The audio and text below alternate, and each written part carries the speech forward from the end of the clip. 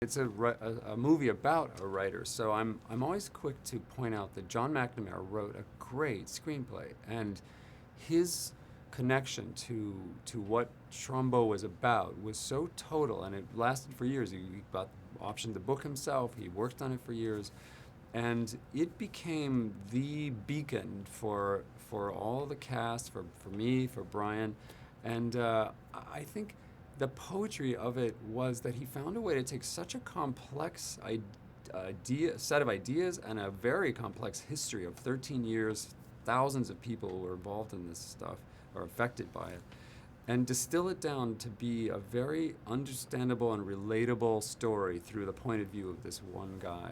That's good writing.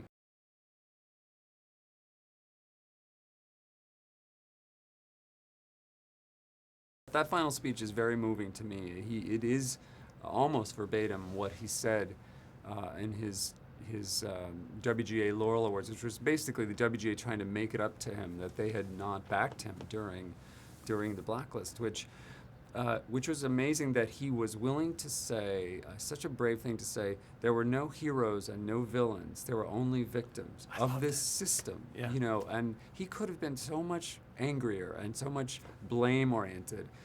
Instead, he thanked the WGA because they were very cool to help make it right, and he thanked all the people who had fought for all the principles with him. But he said, don't condemn someone new in the name of this and repeat the mistake they made when they condemned me.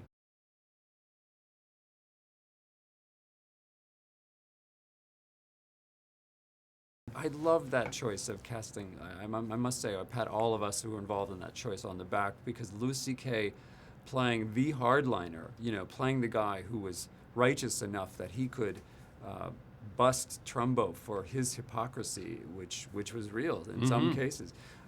Trumbo was a driven, principled guy, but he lived a very, pretty nice life and had conflicting ideas. And so the two of them, when Louis C.K. in a way becomes his conscience and affects Trumbo and gets Trumbo to realize he's right, but still it breaks them apart. Yeah. It's such a great bit of. Louis C.K. is a really good dramatic actor, Yeah. and hilarious, so it was nice to have.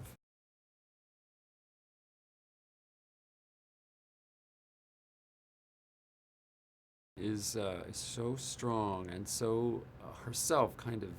There's such a rich portrayal of a very zealous woman who, Hedda Hopper was an interesting lady with all her great hats and her great clothes and very charming and sweet, but a really tough person when it came to defending her way of life and what she saw as to defend our country against the threats. But that she thought that Americans were naive enough to be sort of hypnotized by mainstream American movies into being more left-wing.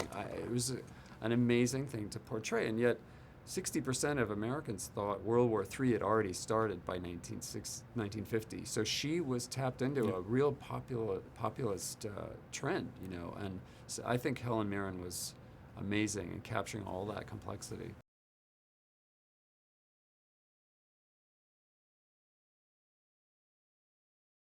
I love that he was sort of just so ostracized, and the whole family is kind of squeezed down into this little bubble of secrecy, and he's hunkered into his bathtub having to write his way out of jail. I mean, literally write his way out of movie jail, figuratively, not literally, figuratively writing his way out of movie jail, because that's what he had. That was his superpower. And I love that part of the story, that he and other writers just decided, we're not going to quit. We're going to write under anybody else's names, and we're going to write the best screenplays possible. And he would say to studios, if their screenplay isn't good enough, I'll rewrite it. Yeah. And he never slept. He took pills to stay up, drank alcohol to go to sleep, and generated some great work. Wins 2 Academy Awards for Roman Holiday, my new favorite Trumbo film, because I hadn't ever seen it. It's a beautiful film. The Brave One, Boy and His Bull, and then writes Spartacus. Spartacus wasn't bad. Spartacus is a great film. So I was really moved by that ability to write your way out of that kind of a horrific predicament.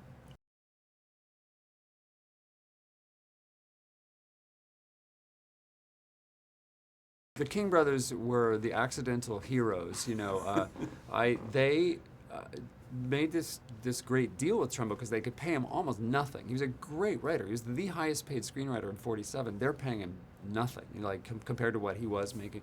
And he's writing schlocky movies for them, jungle movies and prison movies and gangster movies.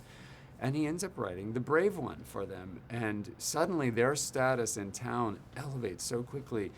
And they were not particularly, political, but they were willing to back Trumbo. And there's that.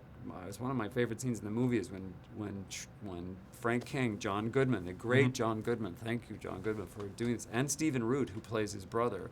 But John Goodman takes on that union leader who wants to squash Trumbo and says, we're not going to be friends, and pulls out the baseball bat. And it's one of the great, I'm really, really happy with the way that worked out.